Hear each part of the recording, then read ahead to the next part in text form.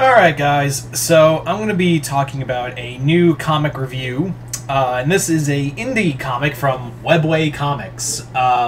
This is, and I'm going to butcher this name, Izana, the Were-Spider. This was sent to me by my good friend Chris. Chris, thank you once again for this comic. In fact, he sent me technically all three stories. They were all part of not Patreon, Kickstarter rewards that he's got me on. So yeah, I'm going to be reviewing Izana the Were-Spider. I know I'm probably mispronouncing that name, and I'm going to mispronounce names multiple times in here. So I do apologize for that, but yeah. So this was a comic sent to me about a few weeks or so back, and I'm just going to review the first volume. I'll do the other ones later on down the road. But yeah. So let's get into Volume 1. Which really is just called Izana the Were-Spider. So, what is this comic about, you may be asking? Like, what's the story here, Multi? Like, what is the story of this comic? Well, the story is basically, that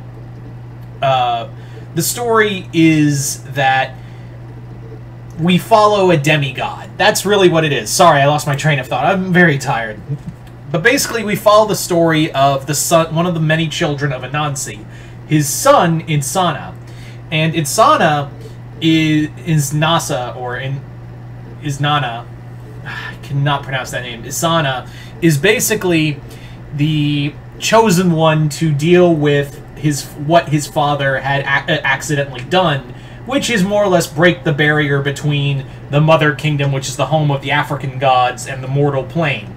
So, guided by his father, Izana goes around and fighting monsters that no mortal human can fight. Starting off in this first story is, I'm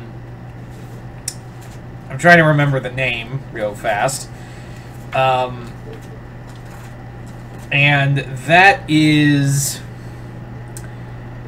because I don't want to butcher it. I'm going to butcher it anyway, but I want to at least give it,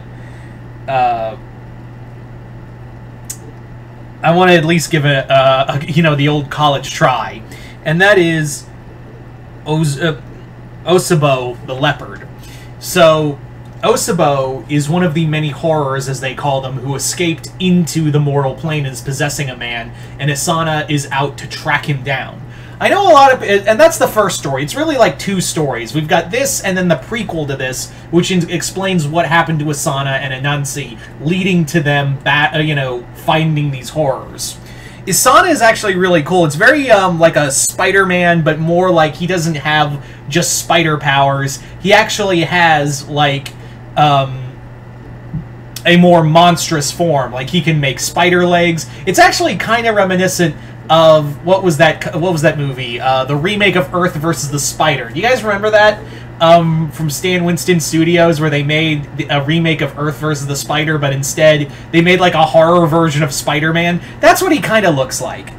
The comic is actually well-paced. I think it does tell a really good, solid story.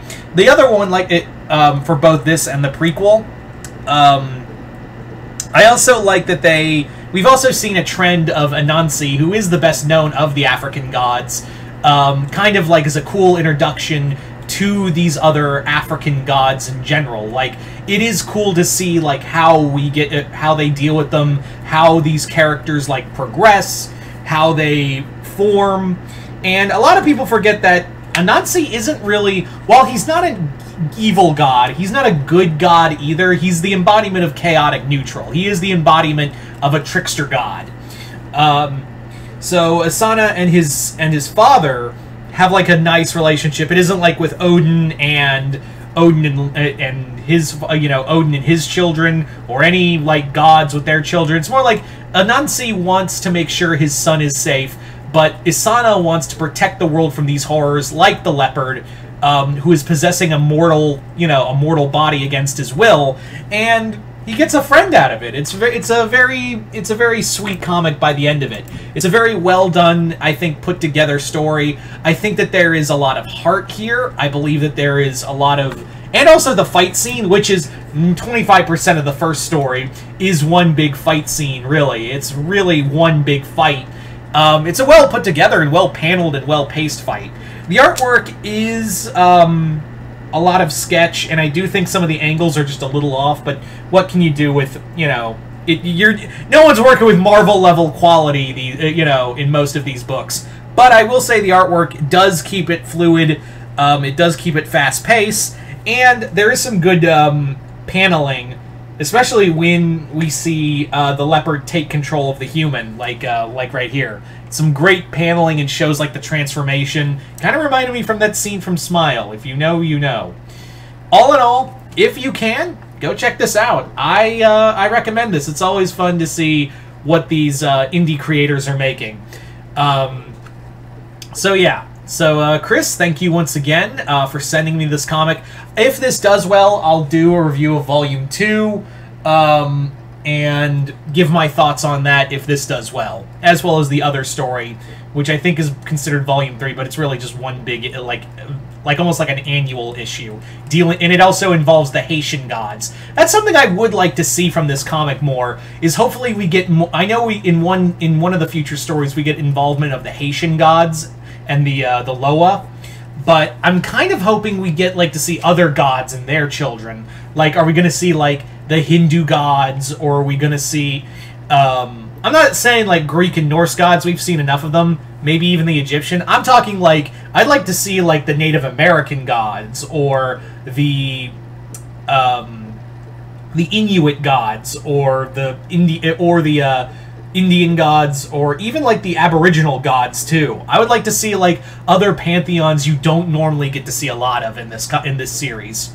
Anyway, so once again, hope you all enjoyed this. I'm Mr. Multiverse. I'll see you next time in the Multiverse.